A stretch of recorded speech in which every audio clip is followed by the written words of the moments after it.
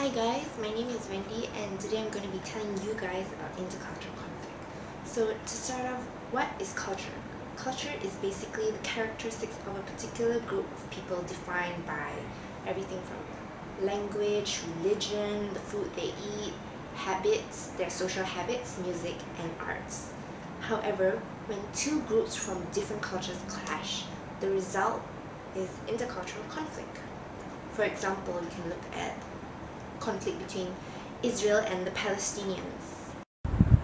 In 1948, Israel was formed an independent state by the United Nations. The Palestinian states such as Gaza, West Bank, and many other Arab Muslim states, however, were unhappy with the presence of Israel. They wanted Israel to leave. Israel, however, did not want to leave.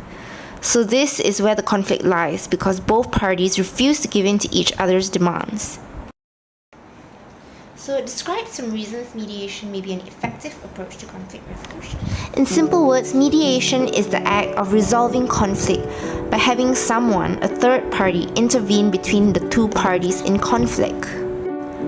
Some reasons why mediation is considered an effective approach to conflict resolution is because when two parties are in conflict, they are unable to communicate or act in a rational and neutral manner. So a mediator needs to come in on neutral ground to benefit both sides through negotiation. Another reason is, compared to war and hatred, mediation does not cause loss of life or destruction.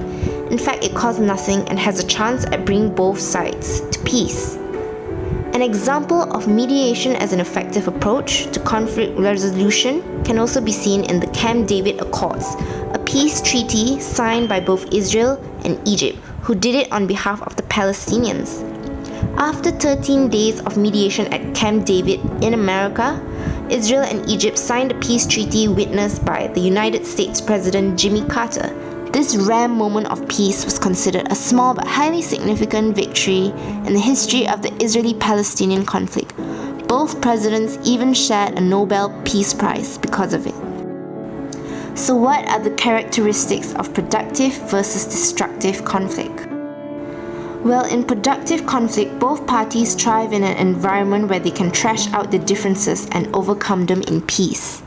It is productive because it is a win-win situation where both parties benefit. In the Israeli-Palestinian conflict, it is definitely a destructive conflict. This is because the Arabs ultimately want to end the existence of Israel.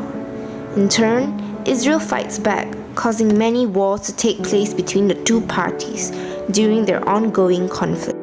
How do intercultural conflicts differ from intracultural conflicts? In intracultural conflict, the conflict takes place between members of the same cultural group.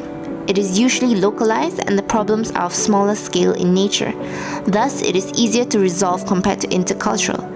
On the other hand, in intercultural conflict, the conflict happens between different cultural groups. These cultural groups have very different values and belief systems. Their conflicts tend to be bigger scale and are thus harder to resolve. Intercultural conflicts are more destructive than intracultural. For example, in the Israeli-Palestinian conflict, there have been a lot of wars as a result of the unresolved conflict, such as the Six-Day War in 1967 and the Yom Kippur War in 1973. Throughout the wars, death and destruction was everywhere. How do value differences influence intercultural conflict? Well, people's personal values and beliefs will heavily influence their actions, how they view the world, how they make their decisions, and even their judgment of others.